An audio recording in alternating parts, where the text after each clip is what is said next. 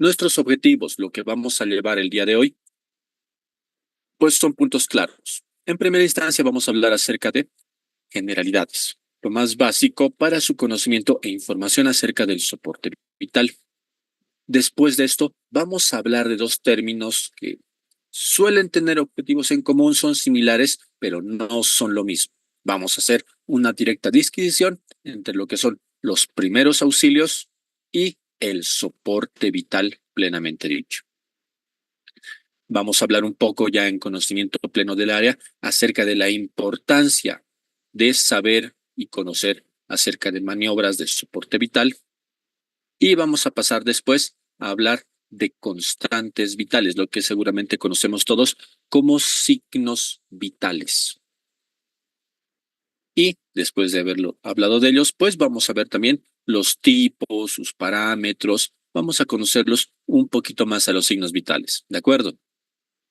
Pues bien, cuando hablamos de soporte vital, podemos hablar de una palabra o de un término compuesto. Si lo dividiéramos en dos, tendríamos que tener una palabra que es soporte, que la verdad en su contexto hace referencia a muchas cosas.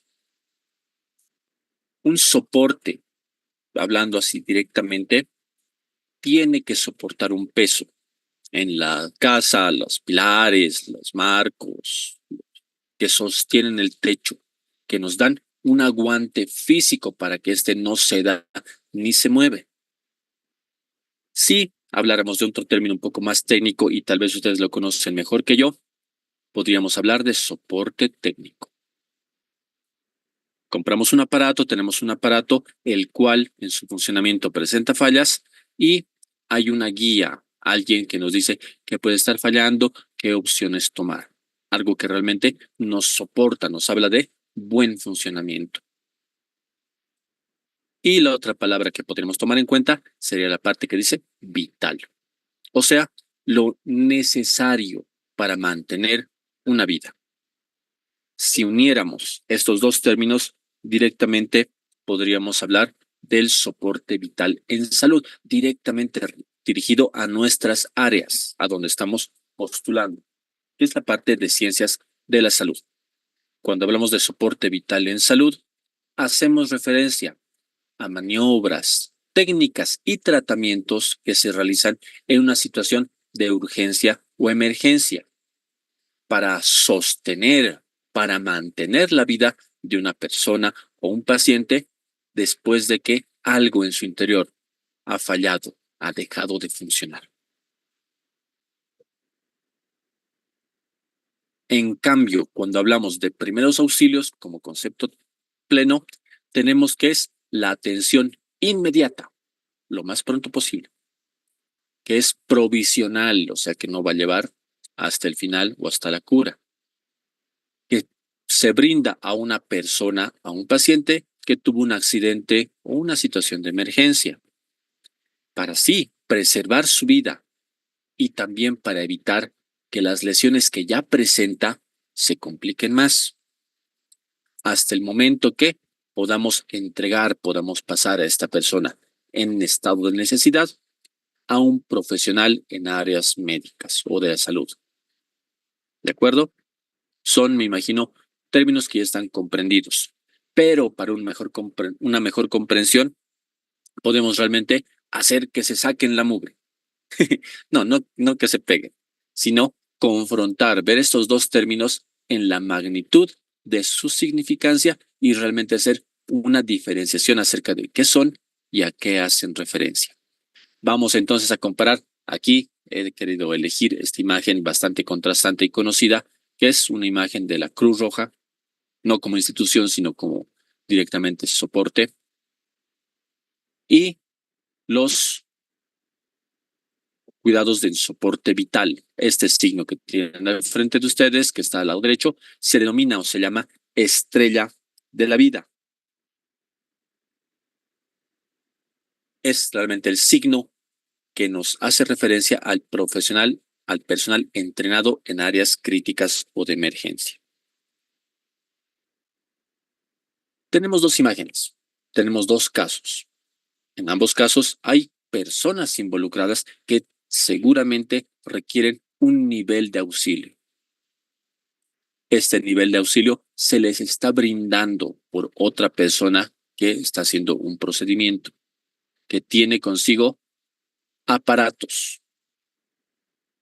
¿Cuál es entonces la diferencia? Porque ambas situaciones hacen referencia al auxilio que se va a entregar a una persona, pero hay diferencias directas. Fíjense ustedes, los primeros auxilios son acciones iniciales, lo más rápido posible. Son las primeras cosas que se hacen generalmente en el momento después de haber ocurrido un incidente.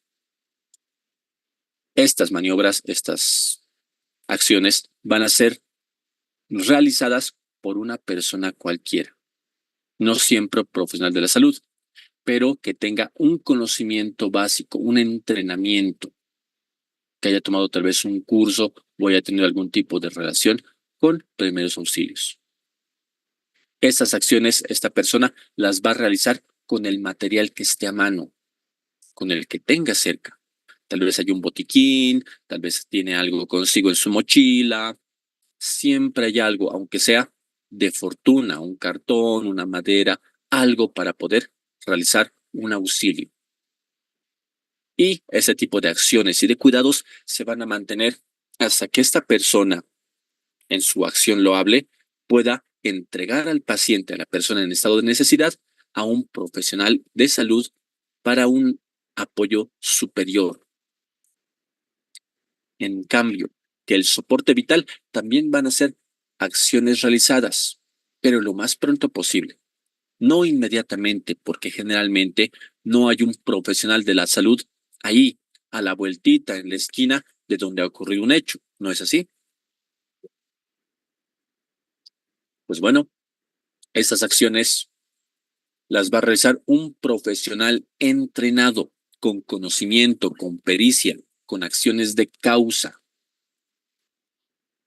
Este profesional entrenado también va a utilizar equipamiento, pero es especializado, es material hecho para un fin, mantener la vida. Entonces, no se puede encontrar en cualquier lugar, no está al alcance de la mano en cualquier situación, es material especializado. Y este personal con estas técnicas y material acompaña, sigue al paciente hasta que el cuadro se estabiliza, hasta que esta persona deja de estar en ese estado de riesgo y puede sostenerse por sus medios. Entonces, volvemos a las situaciones. Ambas personas que requieren ayuda y están siendo ayudadas, apoyadas. ¿Por quién?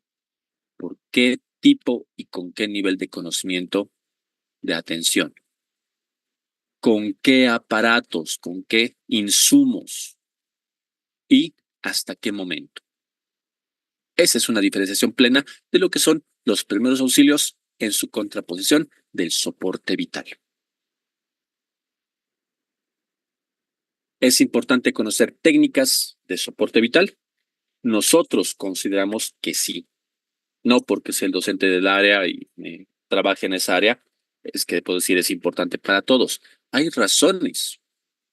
Realmente hemos encontrado una falta del conocimiento en alumnos de las mismas carreras de ciencias de la salud, en alumnos de últimos cursos, hasta incluso cuando se encuentran cursando su internado, su año de práctica, y hasta a veces en profesionales ya egresados, así, con un recorrido, con una cantidad de experiencia. No saben hacer algunas maniobras de soporte básico de vida. ¿Por qué? Lastimosamente, las universidades, nuestros centros de educación superior, no cuentan dentro de su temario, de su pensum del área, con un tema, con una área delimitada para formación en soporte vital.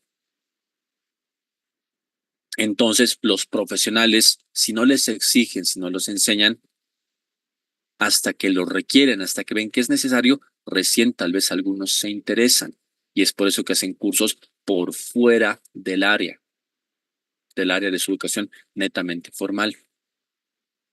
Pero la verdad es que cada vez se requiere más personal, que pueda proporcionar una atención rápida, lo más rápido posible. Que este tipo de atención sea fiable, que podemos confiar en esta persona, en su conocimiento, en su tipo de práctica, en sus maniobras.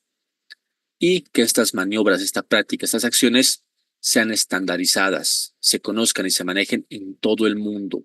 O sea, maniobras probadas como realmente útiles para atender una comunidad humana. La sociedad, el país, exige que podamos contar con este tipo de situaciones, que los profesionales, jóvenes especialmente, estén capacitados, que sepan resolver situaciones, que su conocimiento teórico y práctico los lleve a no dudar en el momento de la acción, que realmente estén curtidos con la práctica para poder accionar por fuera y dentro de cualquier situación, y que este tipo de conocimientos estén actualizados, porque en áreas de la salud realmente cada día, cada semana se conocen más cosas, se actualizan más cosas.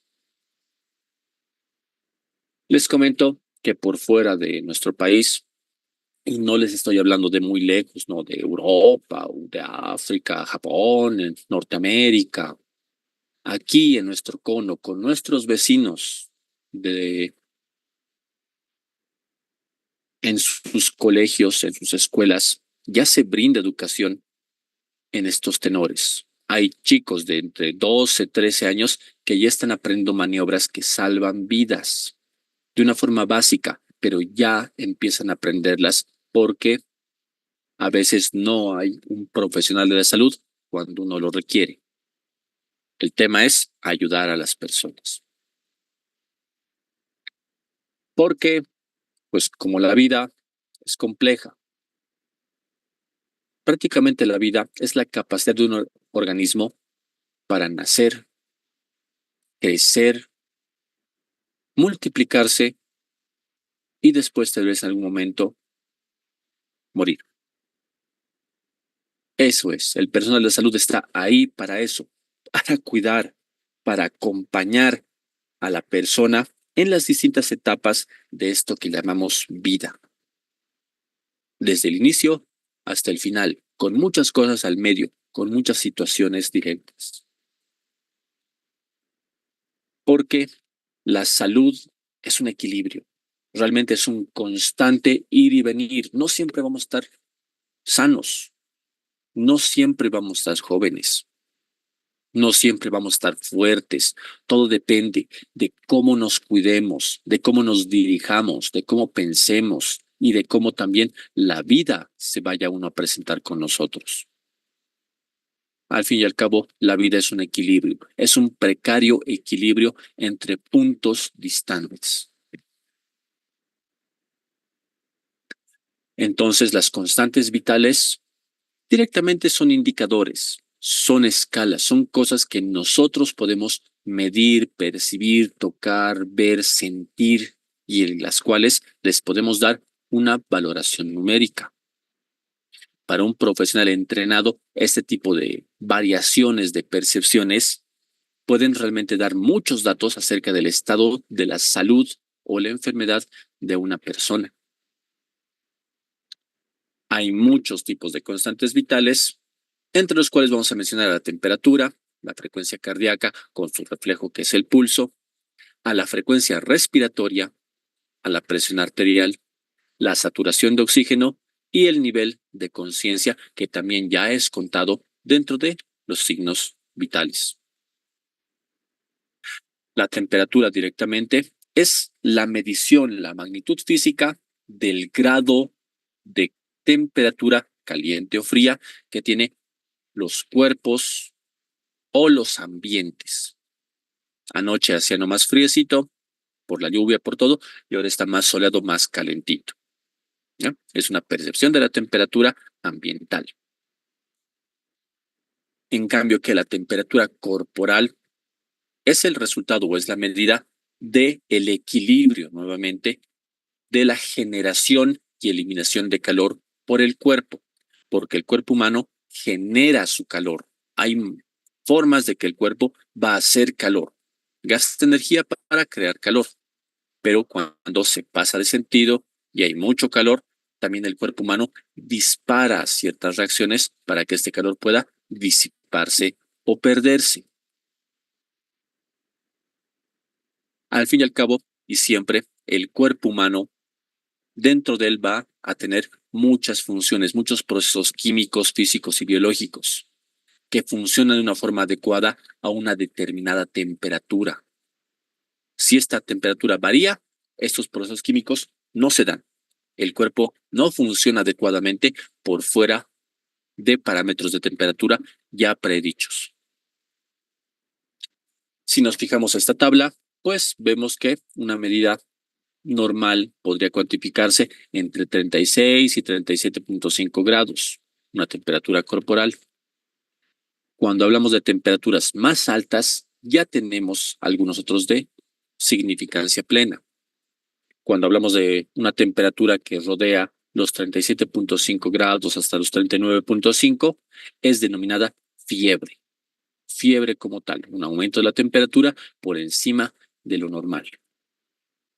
Cuando esta temperatura llega a los 39.5 hasta 41 grados, se denomina fiebre alta. Aquí, en este punto, pues cualquiera de nosotros que hace un tiempo se haya resfriado y haya estado con fiebre alta, ha sentido que no es nada agradable. Duele la cabeza, hay sed, uno no se puede mover como lo haría constantemente, hay macurca, dolor. Realmente el cuerpo no está funcionando de una forma adecuada. Y cuando esta temperatura sobrepasa los 41 grados, es que se denomina hipertermia. Realmente es un estado bastante peligroso porque a estas temperaturas el cuerpo mismo empieza a sufrir daños fundamentales y muchas estructuras pequeñas del cuerpo empiezan a morir. Otro número que está a contraposición, que no hablamos de temperatura alta, es lo que está bajo, lo que está frío.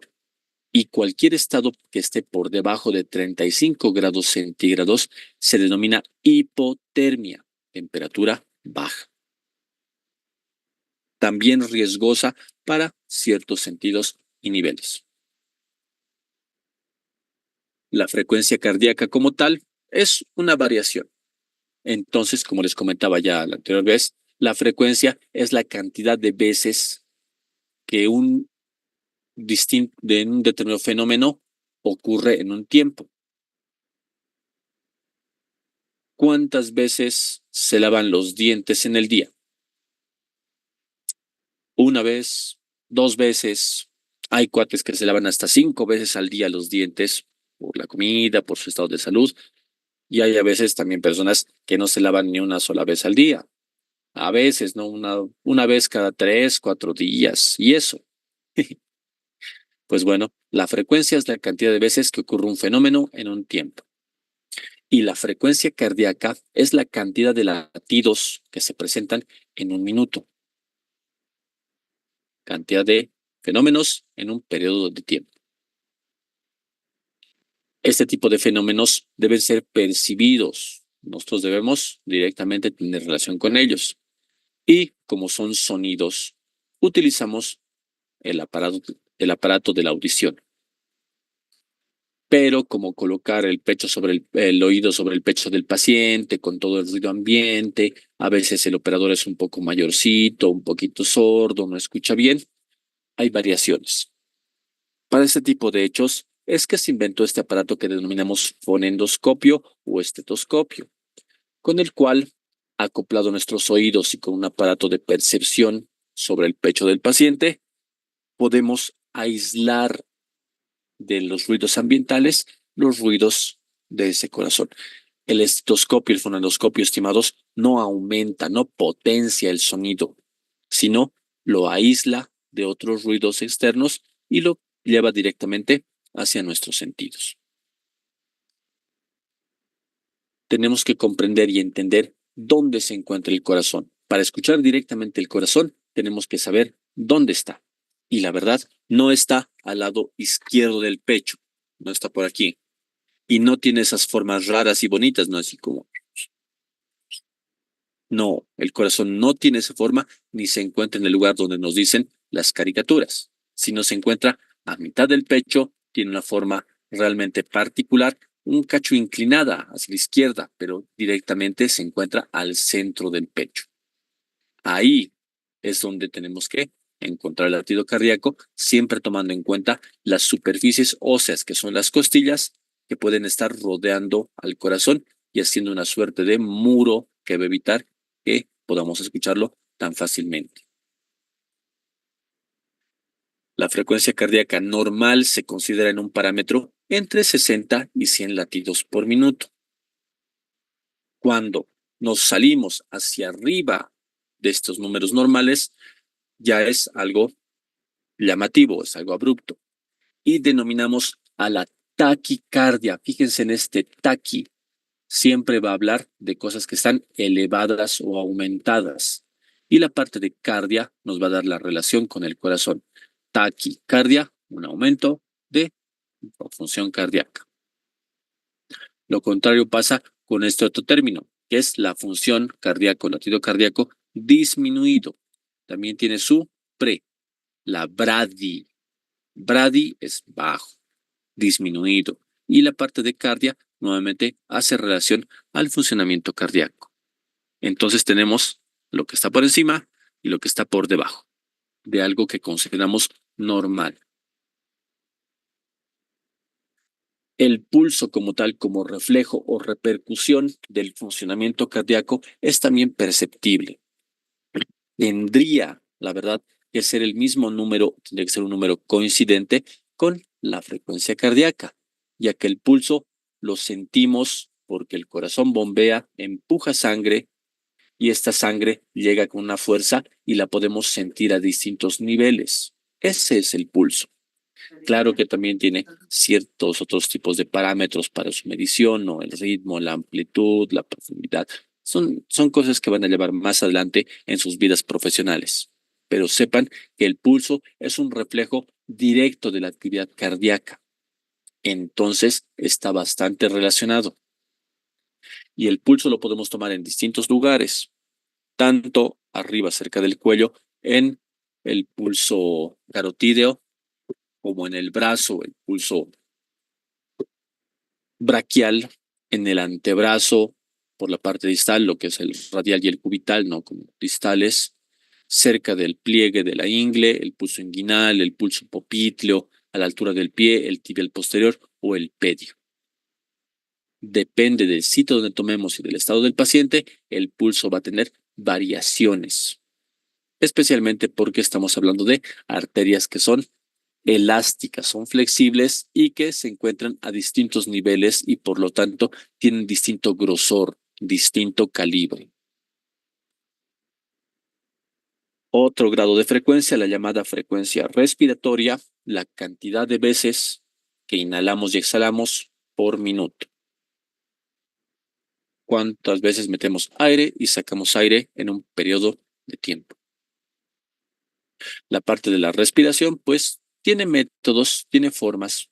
Tenemos, como les comentaba, métodos que llamamos directos, donde nosotros con nuestros sentidos vamos a poder percibir este tipo de reacciones corporales. Hay métodos indirectos que se relacionan con la utilización y la verificación de fenómenos secundarios a la respiración y los métodos de medición, que también son métodos indirectos, pero estos son directamente mecanizados, donde utilizamos máquinas especializadas para un fin. Entre los métodos directos, pues manejábamos antes la utilización mucho de nuestros sentidos para ver la respiración. Y se utilizaba este protocolo que se llamaba MES, mirar, escuchar y sentir. Mirábamos el pecho que subía y que bajaba al momento de la respiración. Si nos acercábamos todavía más, podíamos escuchar cómo el aire entraba y salía por la boca y nariz del paciente. Y si nos acercábamos aún más, podíamos sentir esa columna de aire tibio en nuestra mejilla. Era un método eficaz, pero es riesgoso porque acercarnos tanto a una persona que tal vez está enferma nos pone en riesgo. Entonces, no se lo utiliza tanto ahora. También tenemos otros métodos que llamamos indirectos, donde vamos a verificar los fenómenos que acompañan a la respiración. Más sencillo, más práctico, acercar a la boca y nariz del paciente, de la persona que necesita un poco de apoyo, un vidrio, un espejo, la pantalla del celular, el vidrio del reloj, el vidrio de los lentes o gafas que tengamos, hasta una moneda, una llave, mientras tenga una superficie pulida y lisa, para que, acercándola a la boca y nariz, ésta se empañe. Es un fenómeno bastante interesante. Hay métodos, otro tipo de métodos indirectos, que hablamos los de medición, que lo hacen máquinas especializadas, ¿no? Que ven la función del cuerpo como tal y nos lanzan números o gráficas. La espirometría como prueba que si bien nos da datos de la respiración, pero sirve para medir los volúmenes de funcionamiento. Cuánto aire se inhala, cuánto se exhala, qué porcentaje. La espirometría es bastante especial. La gasometría arterial como método de laboratorio directo, en donde tomamos una muestra de sangre arterial del paciente y lo sometemos a un estudio en una máquina, la cual nos va a hablar y nos va a indicar cantidad de gases, porcentaje de existencia de gases en esa muestra de sangre. Y dentro de ellos están el oxígeno y el dióxido de carbono con una relación directa a la respiración del paciente. Vamos a tener la capnografía, que es otro aparato que nos mide la cantidad no de oxígeno, sino de dióxido de carbono, la sustancia desecho de la respiración, que en un valor numérico nos va a indicar si es que está alta, baja o normal. Los términos para la respiración pues varían desde la eupnea, porque eup significa normal o constante, y pnea hace relación a la respiración o a los fenómenos respiratorios, entonces una frecuencia respiratoria normal. Una taquipnea nos hace referencia a la cantidad o el aumento pleno de respiraciones por minuto, o sea, un estado de agitación cuando uno respira rápido. Y la bradipnea nos habla de respiración o ciclos respiratorios lentos, que no pueden ser directamente profundos, ¿no? Uno no puede estar suspirando todo el día, pero la bradipnea nos habla de un bajón en la cantidad de respiraciones por minuto que se tiene. La presión arterial es la fuerza con la que le llega la cantidad líquida de sangre y que actúa directamente con los vasos, ¿no? Con su pared. Es como en una casa, que hay que tener una presión buena y constante para que funcione el baño que está arriba del último piso, como también funciona adecuadamente el baño que está abajo, en el subsuelo. Entonces, esta relación tiene medidas de presión numérica. La primera, llamada presión sistólica, que es un valor un poco más alto, es el número más alto que se tiene, que es la medida de la fuerza de la presión con la que el corazón bombea la sangre a los vasos. Y tenemos una segunda, un poco menor en numeración, que se llama presión diastólica, en donde se mide la resistencia, la fuerza secundaria que viene con un latido. Es una relación directa del juego de presiones que existe. La presión se puede tomar en varios sitios, solamente hay que conocerlos y tener la técnica adecuada. El más común es en el brazo, en la arteria braquial, pero cuando hay una vía venosa, una lesión en el brazo, no se puede utilizar el mismo. Se recurre a otro tipo de lugares. Por ejemplo, en la muñeca, una presión radial, en la arteria tibial posterior, en la parte distal de la pierna, para tomar la presión, o la popitlea, que se toma directamente encima del muslo por la parte baja de la pierna.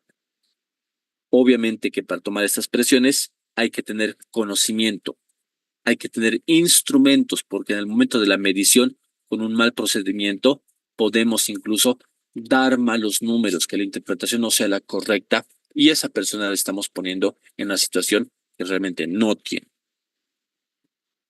Eso se conlleva y se entiende cuando cruzamos los números que hemos obtenido en una escala comparativa como lo es esta. Esta es una escala que nos habla de la presión o de sus categorías de la presión que pertenece a la American Health Association.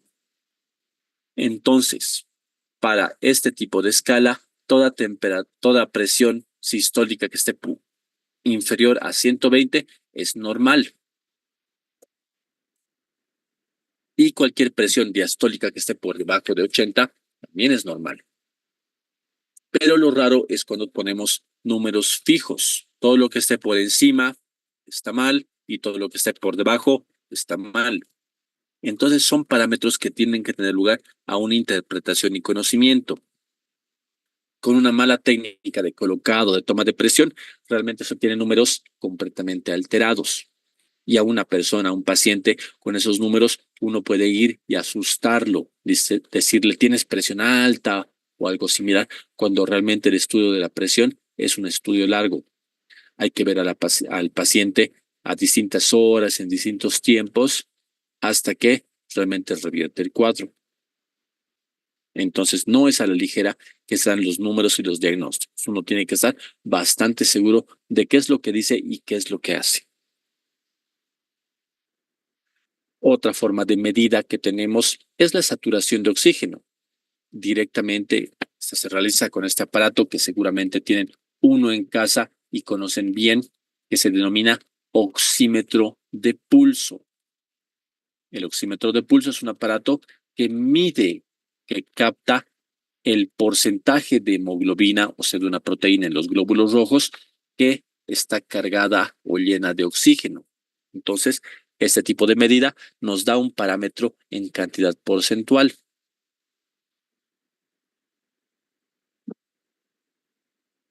Nosotros, ¿cómo llevamos oxígeno a nuestro cuerpo?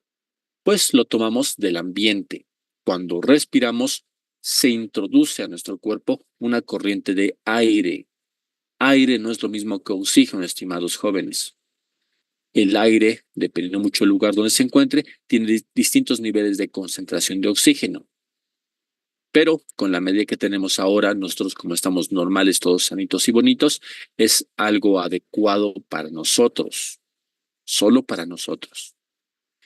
El sistema respiratorio tiene varias vías, las vías respiratorias superiores e inferiores, que técnicamente van a llegar desde el sitio externo, desde el ambiente, hasta dentro del pulmón, al aire, para que dentro del pulmón, en unas estructuras llamadas bronquiolos, se suceda la magia. Realmente hay un cambio trascendental y el oxígeno gas que estaba afuera pase al interior sanguíneo para que se pueda respirar y hacer provecho de él. Las vías respiratorias superiores pues comprenden desde las fosas nasales, la cavidad nasal, la boca, la laringe, la faringe, para llevar por fuera, en sus regiones más distales, al oxígeno. Las vías respiratorias inferiores pues están compuestas por la tráquea como tal, como vía de conducción respiratoria única, los bronquios, tanto izquierdo como derecho, que van a cada uno de los pulmones, y sus subdivisiones, ¿no? Los bronquiolos y más pequeños todavía, hasta terminar en lo que conocemos como sáculos o alvéolos pulmonares. Es en estos sitios tan pequeños donde el oxígeno, el aire, va a pasar de ser un gas volátil a ser un gas intracorpóreo. Y al momento de exhalar, todos despedimos ese aire que nos ha acompañado de una forma constante.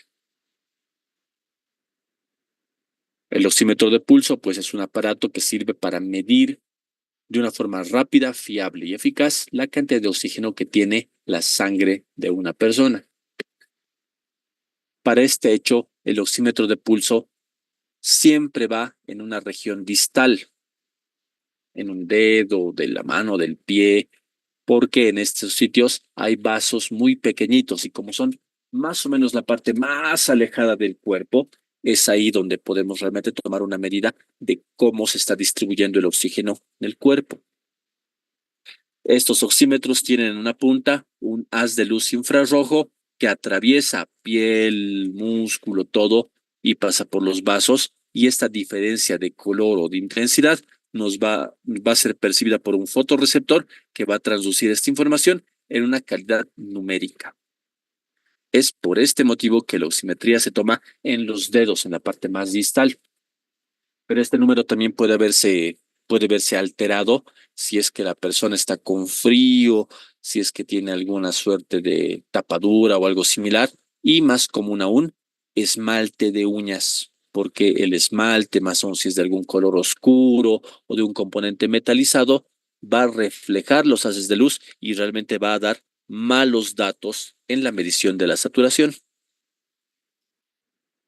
La saturación es importante porque también es un parámetro que varía. La cantidad de oxígeno es la misma en todo el mundo. Lo que sí varía es la presión que tiene sobre los cuerpos. Mientras más alto está un lugar, una columna de oxígeno va a ser mucho menos abundante que en un lugar bajo. Entonces, la presión barométrica o la presión del oxígeno es lo que va a hacer variar la percepción del oxígeno en distintos lugares del globo. Realmente aquí sí existe una diferenciación de cómo podría ser el rendimiento de un cuerpo y el lugar donde se encuentra.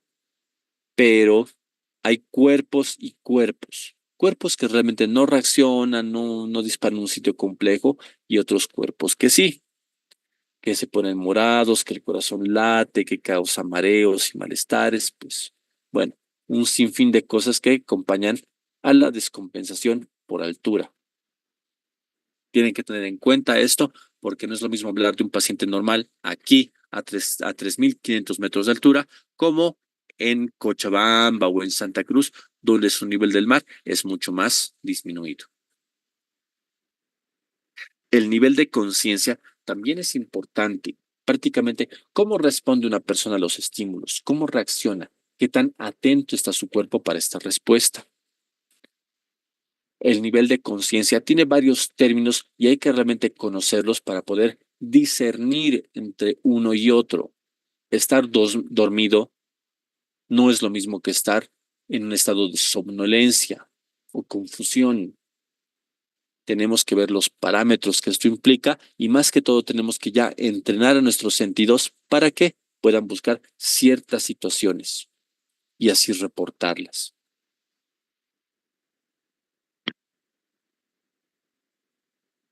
La escala de coma de Glasgow es una herramienta que nos permite hacer una cuantificación numérica del estado de conciencia o a veces de la lesión o deterioro del cerebro y de la parte neurológica. Esta escala de coma de Glasgow se apoya en tres parámetros de valoración: la respuesta o la apertura ocular, cómo y qué tan rápido se responde a un estímulo con la vista. ¿Qué tal está la parte de la respuesta verbal? Si hay congruencia en lo que se dice, si lo dice fuerte, si lo dice pausado, todo tiene su nivel de concomitancia. Y la respuesta motora, que es ya directamente la expresión del deseo y de la voluntad física para mover una u otra estructura. Esta puntuación de la escala de coma de Glasgow se toma en una escala de 15. 15 sobre 15 es paciente sano y estable, todo legal y bonito, así como nosotros seguramente estamos ahora. Pero cuando hay algún tipo de daño, realmente una descompensación, una escala de 3 sobre 15 es la que se espera. Es la escala más baja. No puede haber menos de 3 sobre 15 en escala de coma de Glasgow. La escala de coma de Glasgow mide, como decíamos, en tres parámetros. Nuestro primer parámetro, la parte ocular. ¿Cómo responde? ¿Está con los ojos abiertos? Si está con los ojos cerrados, ¿qué tan rápido los abren el estímulo? Las pupilas reaccionan de la misma forma con la luz, pues todo varía, pero una buena respuesta es la mayor nota, que para ocular es 4. En cambio, la menor que es 1, es donde prácticamente el ojo no responde, no mira hacia los costados, apenas parpadea, no hay una reacción a la luz, pues todo completamente anómalo. En la parte verbal hablamos de cómo se expresa, si sus palabras son coherentes, son fuertes, no hay algún tipo de confusión y se tiene como un número 5 una buena respuesta. En cambio, el número 1 hace alusión directamente a que la respuesta no existe, que uno le puede estar tocando, metiendo el dedo al ojo, esa persona no va a reaccionar, por poner un ejemplo un poco grosero. Y en la parte, en el segmento motor, tenemos una mayor amplitud porque se considera sobre 6 puntos. La mejor respuesta es la 6, cuando le decimos levante su mano izquierda, su pie derecho, apriéteme la mano, suélteme, donde hay un control pleno del cuerpo. Eso es un número 6 en nivel de estado de conciencia. En cambio, vamos a tener un nivel disminuido o 1 o ausente cuando tengamos a una persona que directamente no va a responder a los estímulos, cuando no hay reflejos, cuando no hay fuerza, cuando no puede controlar sus fenómenos corporales motrices. Y es de ahí de donde se toman los números dependiendo de la persona a la que se está revisando.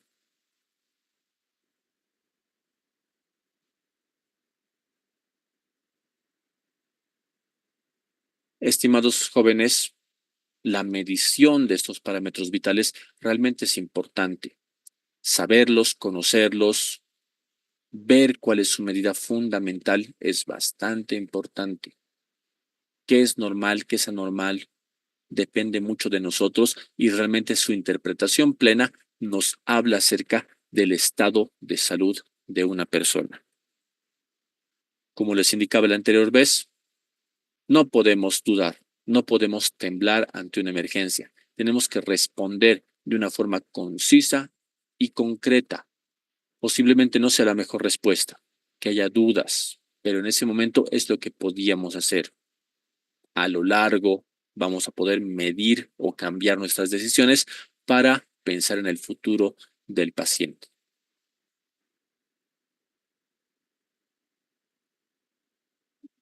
Estimados jóvenes, yo espero que tengamos todo en claro. Voy a aceptar la pregunta de Leandro que nos está levantando la mano como finalización porque ya tienen una clase siguiente. Por favor, Leandro, te escucho.